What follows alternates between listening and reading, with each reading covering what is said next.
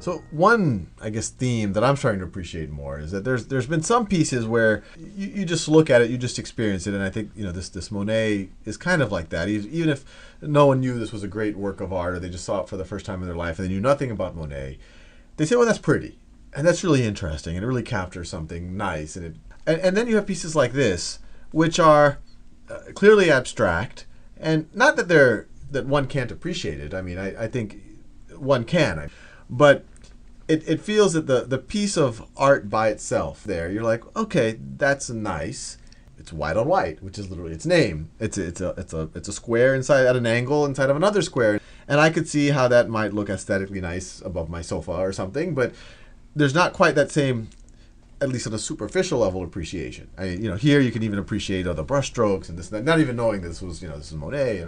I think you're absolutely right. I think that now for us in the early 21st century, it is in some ways much easier to get a quick meaning that can feel satisfying when we look at the Monet. What's ironic, though, is that when Monet first painted Impressionism, people didn't feel that way. In fact, this kind of art broke rules and boundaries and challenged people in ways that I think we have a very hard time understanding. Critics made terrible fun of this. They called it unfinished. In fact, the very word Impressionism comes from criticism in a newspaper that was making fun of Monet and saying this isn't real painting, this is a mere impression. Something you dashed off quickly. Yeah, it looks like, I can imagine, because back then a real painting, you'd carefully, every brush stroke, you're trying to mimic reality. This clearly, it looks quicker.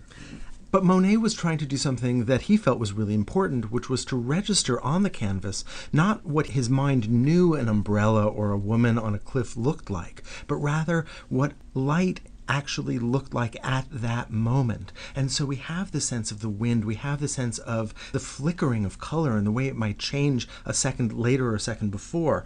And so, I mean, what I'm hearing is that Monet, he kind of did both. When we really cite, I guess, great moments in art or whatever, he was able to do something that was a huge transition and influential of things that came after him.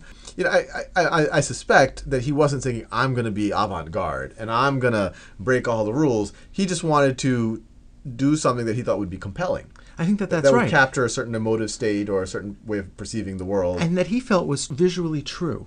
And that's why someone like me, not an expert, connects with it, not even knowing the historical context. I would argue that we connect with it because we live in very much the same culture that Monet lived in. A middle-class culture, one of leisure, one where you work, and then when you don't work, you take a vacation, and you go to a vacation by the seaside, and you spend time with your family.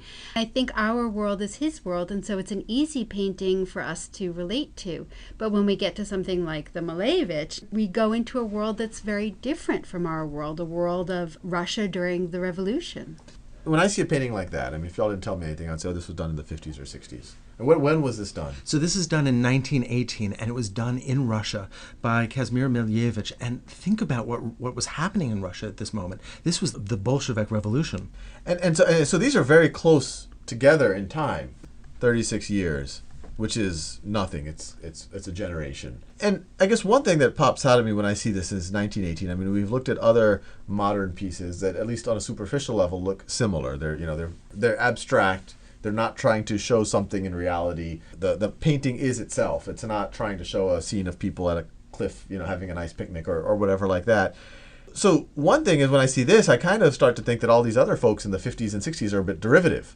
I mean, he did this in 1918. Well, yes, but this had a very different kind of meaning. Malevich understood this kind of abstraction, what he called suprematism, actually having an important political, almost spiritual message, actually. Let me see if I can give you some sense of really what he was after. Did he make up that word, suprematism? He did. Is that a word now in the English language? Or the Russian language? It's a word that refers to an art movement that he led. Suprematist. Exactly.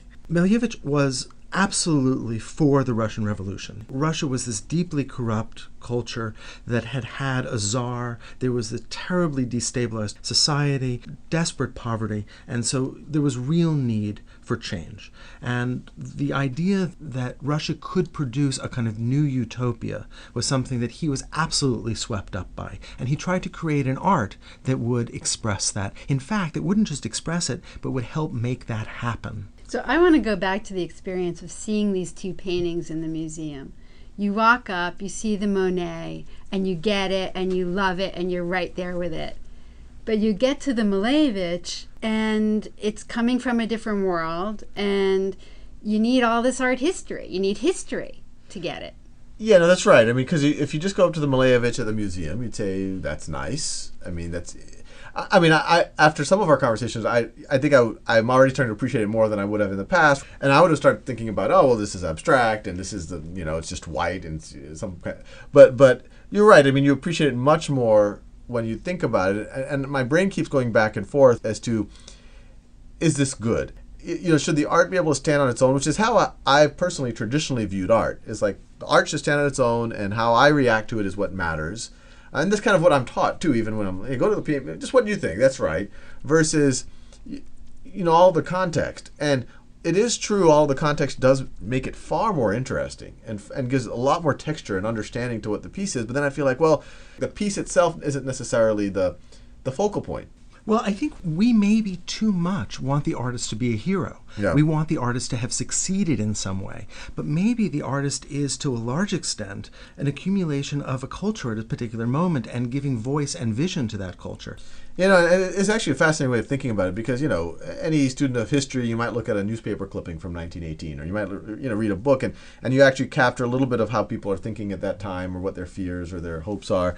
What I think, appreciating more is that a piece of art like this actually gives you a kind of a core subjective feeling of how, at least what some of the people in the artistic community were feeling. It gets worse, though. It gets worse. It does get worse. Take a look at this. Yeah. You called it white on white, but in fact, it's this cool internal square and this warmer white square outside it. And notice that he has not aligned those squares, right? So the smaller it's like titanium on off-white or something. Exactly. Yeah. And so he's tipped that inner square a bit. And that's not arbitrary. He spent a lot of time thinking about that. And there's a reason for this.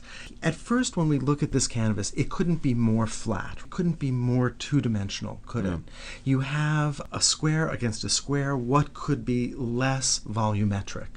But then those are two different whites, and maybe we're actually seeing that darker, cooler white as deeper in space, or maybe it's in front of that warmer white. And so all of a sudden now we have a kind of three-dimensional relationship. How much is that reading into it? Well, he actually wrote about this. Oh, he wrote a good deal about it, and he taught. He was really interested in art as a way to actually push society forward. That is, art itself had agency. It could have political power. So this is interesting because, and I'm appreciating this more, is once again, if we saw this work in 1918 in someone's grandpa's garage, and you asked the grandpa, what is this? He's like, well, I had some titanium paint and I had some off-white paint and I felt like painting a square instead of another square. Not so interesting. But all of a sudden, when you have someone who, to some degree, has a voice in their time and is able to articulate this, it's interesting not because of its technical sophistication or anything like that, but because society at that point in time thought it was important, gave him a voice. He was trying to voice what he thought was important. That's why it transcends just its aesthetic or its technical. I think it does, although I think he would be disappointed if he heard you say that. Because, interestingly, I think he wanted it to stand up by itself. Here was the Russian Revolution.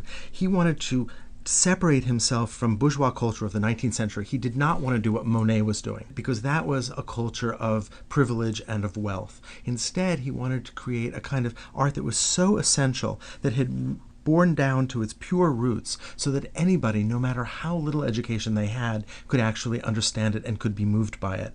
We might say he failed, but nevertheless, that was very much part of his intent. But I guess one question I asked this about the Picasso as well is that, even Milevich, he lived in a time that was fairly modern. And it sounds like his intentions were really to get to this purity and not this overly intellectual or I guess he was trying to raise people up. But why did he choose this medium? I mean, why didn't he do it as a big titanium sculpture? Or, why didn't he put radio waves in it somehow? Why didn't he do something else with it? Well, certain artists that were at that moment actually tried to do that. And you might think of people like Tatlin, constructivists. Now, Milevich really did stick with painting. But this was a period in Russia which was quite poor, and they didn't have the money to actually pull this off. They could create models, but there was a terrible civil war in Russia right after the revolution, right after the First World War, and the country was deeply impoverished. So I get the sense that some artists would have done that if they could have. Malevich definitely would have. I mean, he was interested in technology. Deeply interested, absolutely. He was in love with the airplane. He was in love with the idea of movement, of speed, of that new technology. And he was trying to find a language that he felt was as utopian and as pure as the world that he was hoping to create.